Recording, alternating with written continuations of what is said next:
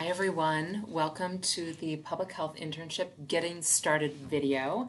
I'm happy to be here today.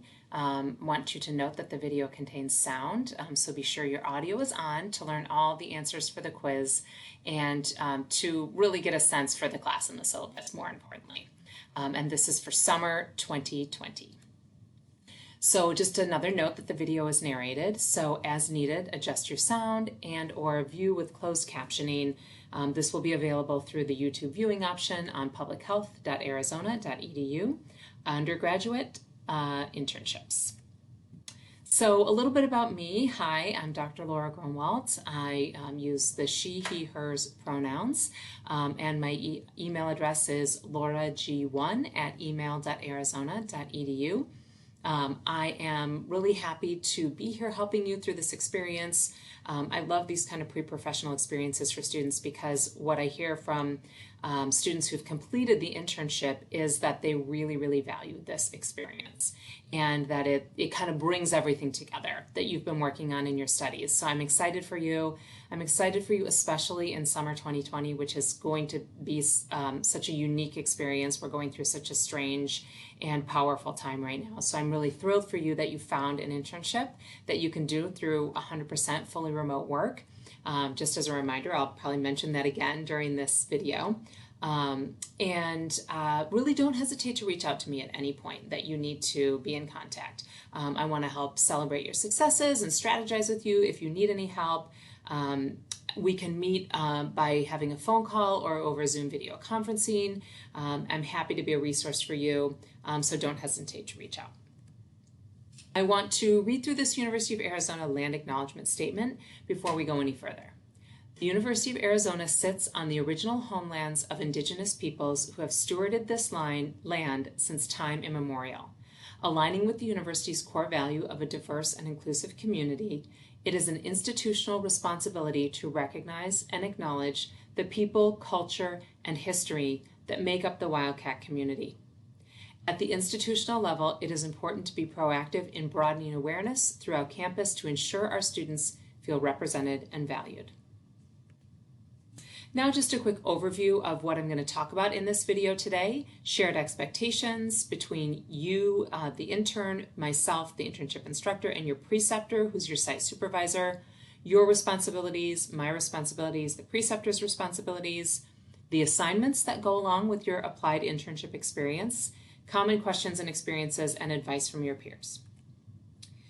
So the shared expectations, the internship manual, it's the syllabus for this course, and it creates this set of shared expectations about the responsibilities. It's going to include information about how you're going to earn a grade in this course. This is a superior pass-fail course, so that's the grade you will be earning. It's going to be helpful for you to understand your responsibilities so you can earn the grade that you desire. Because this is not only an applied experiential learning experience, but it's also an academic course with assignments. And so I want to make sure that you understand what those are as you're going forward with this summer experience. Your work plan is the one that you created with your preceptor and at the agency where you'll be interning. And this identified a public health focused internship. And so really, I just want to acknowledge that this is a work plan, and plans sometimes change. Believe me, that happened quite a bit. In fact, it happened in every student's case in the spring. So don't be surprised if there are some plans that change. The important thing is that you keep me in the loop. So if you and your preceptor have to make substantial changes for some reason, be in touch with me. Since all of you are doing 100% fully remote internships, there shouldn't be any issues around safety. But again, don't hesitate to be in touch with me if you feel like you're being asked to come in for a meeting or something like that. Please be in touch so I can help you navigate that. And again, just making sure that we are in touch as you are making any changes. So you are either enrolled right now for HPS 493 for 6 units, which is 250 contact hours, or for 3 units, which is 125 contact hours. The number of contact hours is because of university policy. So for every course, for every 1 unit of enrollment, you're supposed to put in 45 hours worth of effort. Now, for 6 units, if you did the math for 45 hours, that would actually be 270 contact hours. But as you see here, we've already adjusted it down to 250 because we're accounting for those academic assignments that I've mentioned and the time that you'll dedicate to working on those. And the same thing with your 125 contact hours for 3 units. So just so you understand how we're setting up the units and the requirements for the College of Public Health. A reminder about your contact hours and when you can start officially counting those. Well, the first day is Monday, our first day of classes, May 18th, and the last day is going to be Monday, August 10th. This is going to give you time to wrap up those contact hours on that Monday and then still have a couple of days to get your final deliverables in for this course. And I'll talk about those a little bit more when we get to the academic assignments.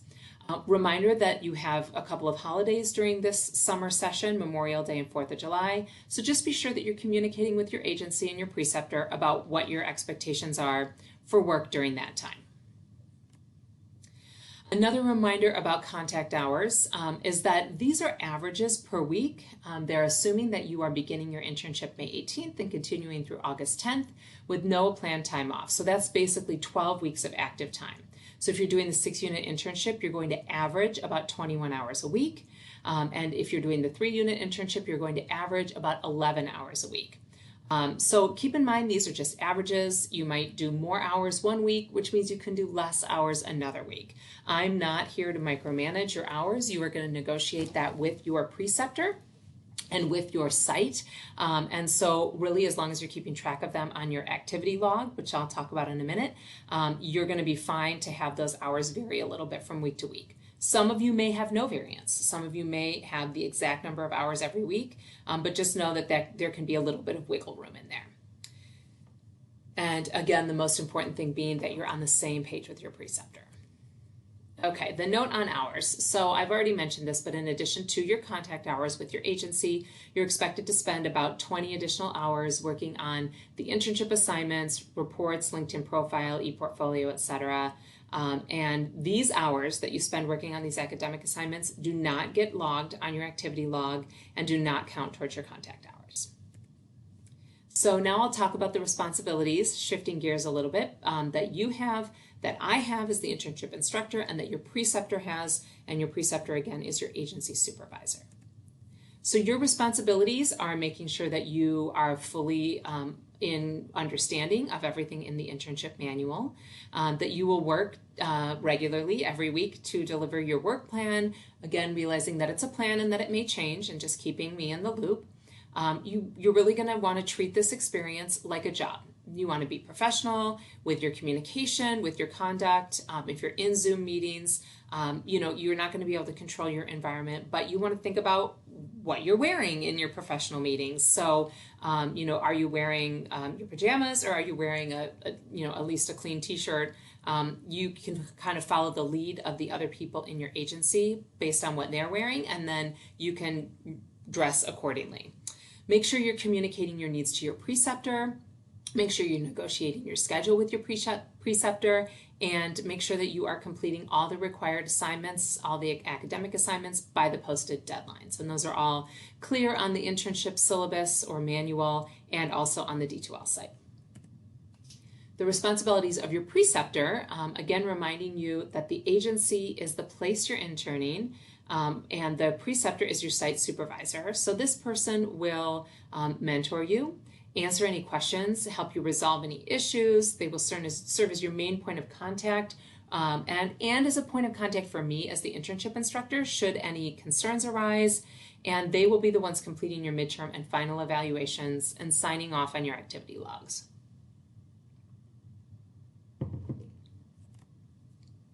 My responsibilities as the internship instructor, I'm an ongoing contact for you and your preceptor.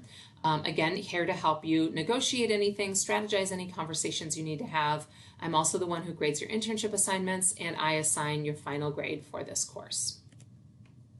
So I want to take a moment to just acknowledge that you are human, which means that mistakes happen sometimes, and to acknowledge that you're learning, which means you don't know everything yet. So I really want to encourage you to go into this experience with confidence, but also with humility. You want to have confidence in the skills that you have built in your public health courses and the other experiences you've had. And you also want to go into it with humility, acknowledging that you're learning. This is part of what this experience is all about. It's why this experience is exciting.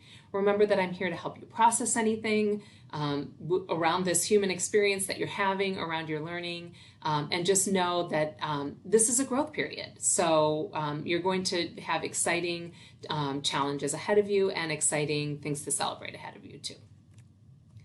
And I also want to acknowledge that it is okay to ask for help. That's why I'm here. I really do like helping students think through and process things, so don't hesitate to be in touch. A few examples I want to talk about in terms of asking for help. One is balancing your internship with your other responsibilities. Students talk about this a lot. For a lot of students, this is a new experience. And even if you've had some work experience, you're stepping into a new role here, and there's going to be new expectations. So if you're doing a 6-unit internship over summer, you're finding 21 hours during the week. So how are you balancing that? And especially during this time when you're not going into an office. So if you're having any questions about time management, how you can set up some of those boundaries, don't hesitate to reach out. I'm here if you've got any questions. Having difficult conversations. Okay, so I talk to students about this every semester, having a difficult conversation with a preceptor. It might be feeling that this is not panning out the way that you thought it was, or feeling like there's miscommunications, and how do you navigate that, or feeling a sense of being overwhelmed that you want to figure out how to talk about the workload a little bit more. So whatever that conversation is, if you need to raise any concerns with your preceptor, I'm here to brainstorm. You can send an email draft. I can read it before you send it off. I'm happy to do that. Just whatever you need strategizing with, just know that I'm here and we can work on that together. Managing uncomfortable situations. Okay, this happens too, unfortunately and fortunately in some ways. This is the human experience. We feel uncomfortable sometimes. So don't hesitate to get in touch with me if a situation arises that makes you uncomfortable. If it's very concerning, I will of course step in and be there for you. Most of the time though, we can talk together and I can help you figure out a way that you can communicate directly with your preceptor to achieve the situation that you want at your agency. Again, lean on me, because really I've helped students with this every semester, and it's an exciting challenge for you to advocate for yourself. And then finally, processing your learning through cultural humility. So you've maybe heard about cultural competency or cultural awareness, and cultural humility takes that even a step further to recognize that nobody can be an expert in someone else's culture. And even though we can't be experts in other people's cultures, we can still try our best to understand, recognize, and acknowledge other cultures. I'm still learning how to do this. I'm still learning this as a practice. I see it as a lifelong endeavor that we never really finish. And that's part of being a public health professional. When we're working on eliminating health disparities, when we're working on trying to achieve equity and opportunity for people to have optimum health, to promote good health, to eliminate those disparities and protect our health amongst our entire population, it is all about cultural humility. So really embrace this as a practice. I'm again here for you to help you process anything that you need and to help you learn through this in your internship process. So just to reiterate, it's 100% okay to ask for help, and I am here for you. So how are you going to process your learning? Well, this is a list of the assignments that you are going to work through. And in the past, students have really said that they've appreciated these assignments, that they don't feel like they're busy work, and that they are an opportunity to connect in a couple cases with other interns, and really to think more deeply about the experience you're having at your agency.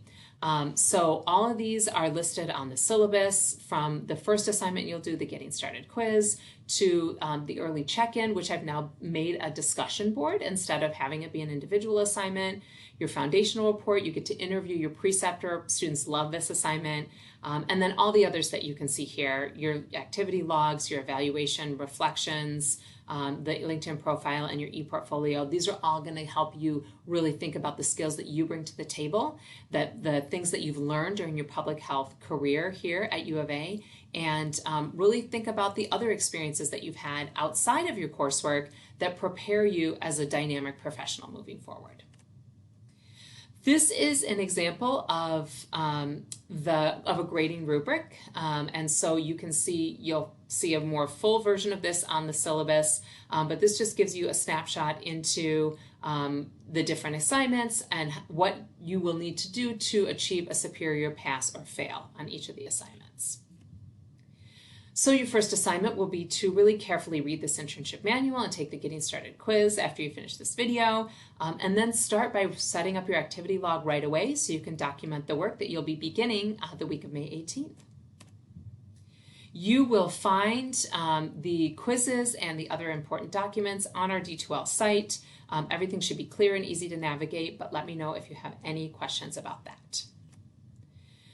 This is a screenshot of the syllabus, the internship manual. So again, you want to read through that carefully and make sure you understand everything. It's also a good idea to share especially the preceptor responsibilities with your preceptor so that he or she or they are clear on what their responsibilities are as well.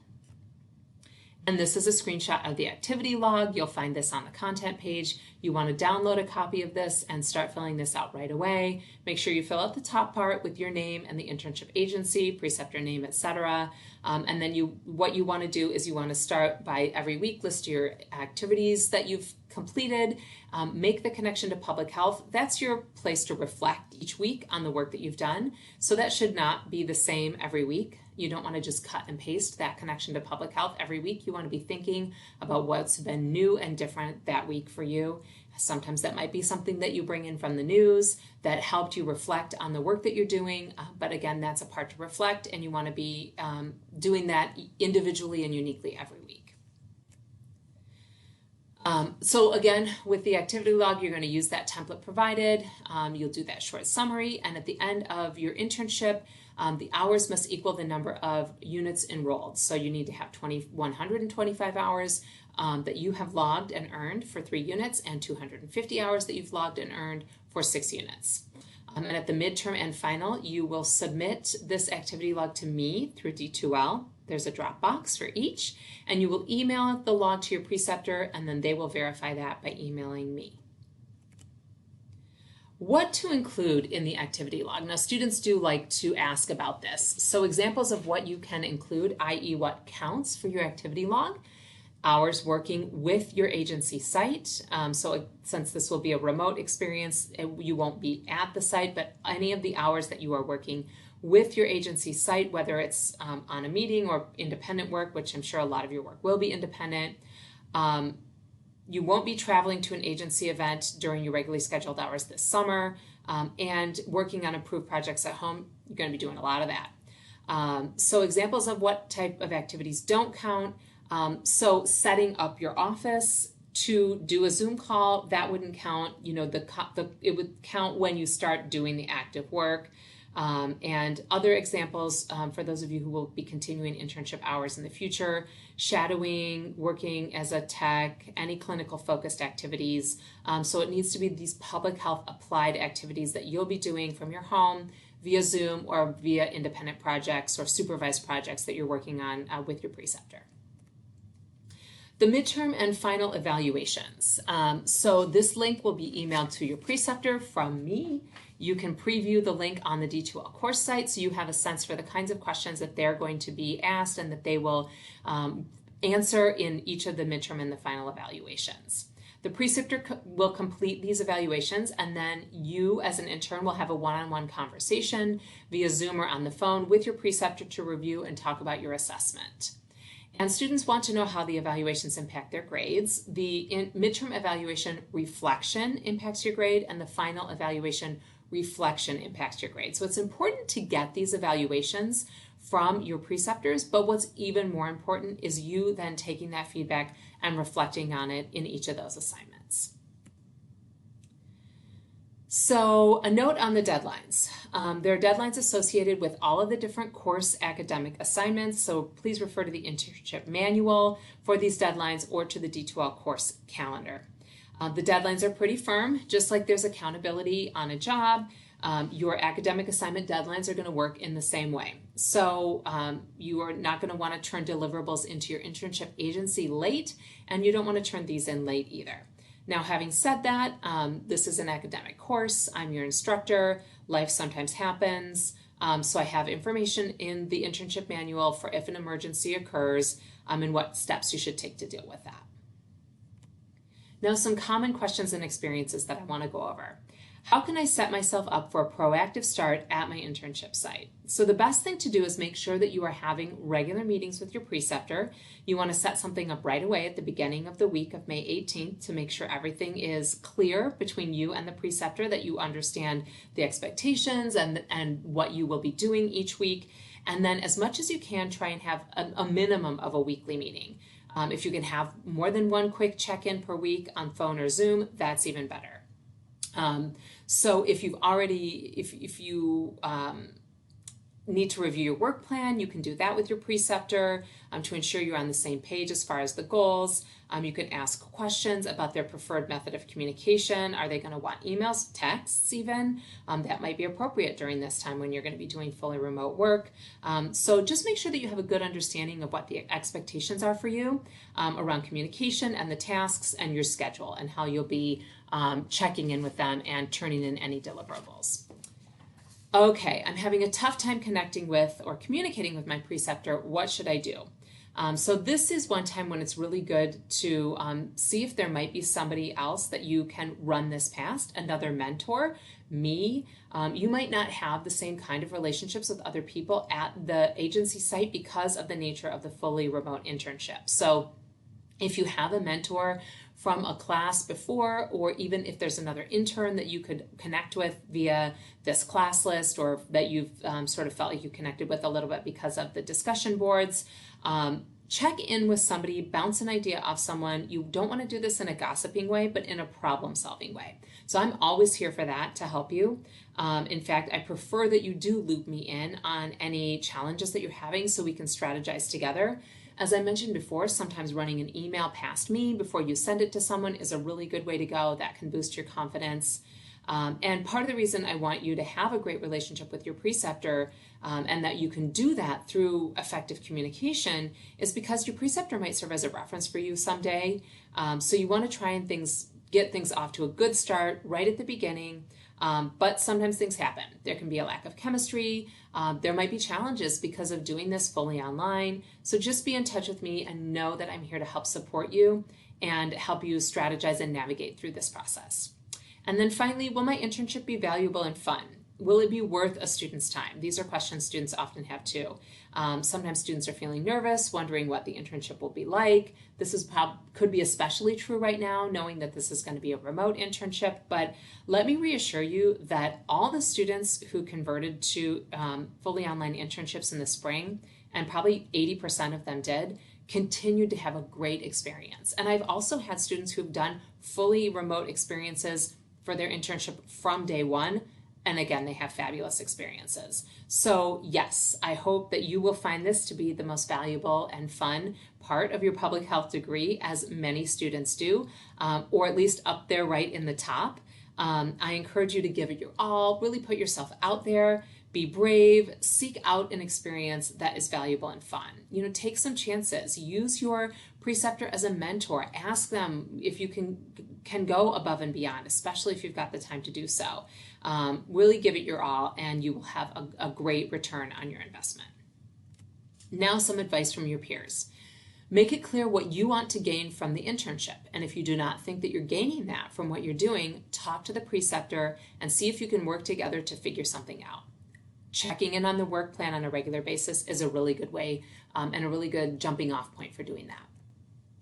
Bring your own ideas and creativity to the internship. Do not hesitate to voice them because you can see your ideas come to fruition.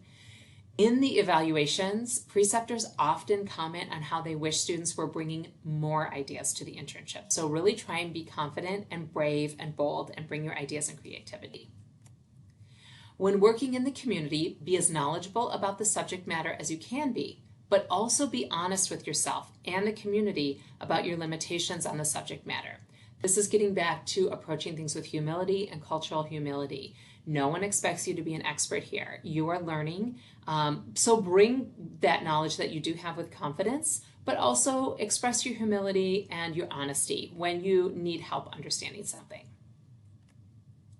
It's okay to not fully know what is going on in the beginning. It took me a while to get in the groove of everything that was happening at my internship site. Yes, absolutely. Just know that it's going to be a learning experience at the beginning and you will get that groove. Don't hesitate to take advantage of meeting with the internship instructor, Dr. Grunwald. She helped me figure out a problem, and it was so helpful to know I had someone who understood my situation. Yes, as I've said a couple times, and I'll say again, please use me as a resource. I'm happy to help you with things. Really take advantage of all the community partners. All these different partners could one day lead to a job, so it is important to make a great impression. This is primarily going to be in this summer semester via Zoom, via phone call, or via email. So make sure you're really thinking carefully about how you're communicating. Proofread those emails before you send them out. You're going to be making an impression, no doubt, but it will just be a different one this summer, and I know you can do it. So you have some amazing life changes coming ahead of you, and this is one of the first steps towards those life changes. Some of you may walk away from this internship with a job lead or even with a job. It happens every semester. It might not be with your internship agency. It might be with a community agency that you've partnered with. But just know that these are really important connections that you're making. So put your best foot forward. Work as hard as you can to leave a lasting impression with a positive communication and positive work that you have done with your preceptor, with the other people at the agency, and with any community partners. And again, don't hesitate to reach out to me for support as you're striving to put your best foot forward and present the best version of yourself. A few required notices here. The internship instructor, college, and university are not responsible for any financial obligations, including but not limited to travel, transportation, housing arrangements, medical care for injuries related to the internship experience. And an important reminder that all contact hours for your summer 2020 internship must be 100% fully remote. If you have any questions about this, please reach out to me. This is the College of Public Health policy for the entire summer. There will be no change to this, fully remote hours the entire summer. So please, if any concerns arise, let me know, and just know that you need to adhere to this throughout the summer semester. And then finally, my contact information again, Dr. Grunwald, Dr. G, you can send me an email. I'm happy to set up internship office hours via appointment and by Zoom or video conferencing. So thanks so much for listening and watching this, and I'm excited for you to launch your internship this summer. Good luck.